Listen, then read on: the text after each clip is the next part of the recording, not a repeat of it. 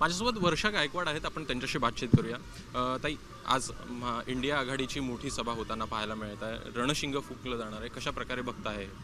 बिलकुल, तुम्ही जर बघितलं असेल तर जवळपास 100पेक्षा जास्त जिल्हे ओलांडून 6700 किलोमीटरची यात्रा संपून भारत जोडो न्याय यात्रा काल मुंबईमध्ये आली। धारावीतून ती भारतातून डॉक्टर बाबासाहेब आंबेडकरांच्या चैत्यभूमीपर्यंत पोहोचली। बाबासाहेबांना त्या ठिकाणी अभिवादन करून आम्ही त्या यात्रेचं समापन केलं आणि अपेक्षा हीच आहे की समता, स्वातंत्र्य, बंधुता, न्याय ही भूमिका संविधानाची जी आहे ती मजबूत राहिली पाहिजे। संविधान जे आहे ते टिकलं पाहिजे, लोकशाही टिकली पाहिजे आणि सामाजिक सलोखा आणि एकता ही टिकली पाहिजे, ही त्यामागची भावना आहे।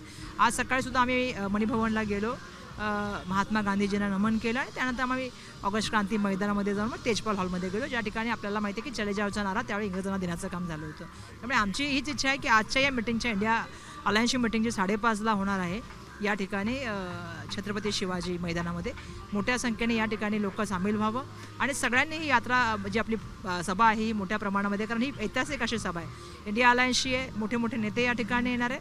त्यामुळे मला वाटतं संविधान टिकावं ही सगळ्यांची भूमिका आहे, सर्वजण एकत्र येऊन इथे एल्गार करतील आणि मोठ्या प्रमाणामध्ये ते काम सुरू होईल मला वाटतं। एक प्रकारे बघायचं तर इंडिया आघाडीची इकडे सभा होत असताना दुसरीकडे ठाकरे गटाचा एक आमदार जो आहे तो शिंदे गटामध्ये थोड्याच वेळात प्रवेश करतोय, कशा प्रकारे बघताय? एक टायमिंग साधला गेलाय? मला एकच प्रश्न विचारायचा की एवढी घबराट कशासाठी आहे, एवढं घाबरायचं वातावरण कशासाठी आहे? ज्या ज्या वेळेला काही कार्यक्रम होतात त्या वेळेला अशा तऱ्हेच्या घटना केल्या जातात। तुम्ही इंडिया अलायन्सच्या मागच्या कार्यक्रमाला पण बघा, त्याच्यानंतरच्या पण बघा, एवढं म्हणजे घाबरायची गरज आहे ना। याचा अर्थ तुम्ही 400 की पार म्हणता, विश्वगुरु होताला म्हणता, देशाच्या प्राईम मिनिस्टरांनी विचार केला पाहिजे। राज्याच्या मुख्यमंत्र्यांच्या बाबतीत सांगायचं तर सत्तेचा वापर करून, त्या ठिकाणी पैशाचा वापर करून जर तुम्ही लोकांना पक्षामध्ये घेत असाल आणि त्याचा गवगवा तुम्ही करत असाल तर ते चुकीचं आहे असं मला। एकाला ईडी लावायची 4 दिवसापूर्वी आणि नंतर मग त्याची चौकशी सुरू झाली की दुसऱ्या 2 दिवसांनी त्याला घ्यायचं आणि मग तो स्वच्छ करायचा, ही भावना बरोबर नाही आहे। ही वॉशिंग मशीन कुठली आम्हाला पण माहीत नाही। वंचित कुठेतरी अजूनही इंडिया आघाडीमध्ये नाही आहे, तुम्ही आमंत्रण जरी दिलं संदर्भामध्ये आम्ही सातत्याने वंचितला हात जोडून विनंती करत आहोत, प्रकाश आंबेडकर साहेबांना हात जोडून विनंती करत आहोत।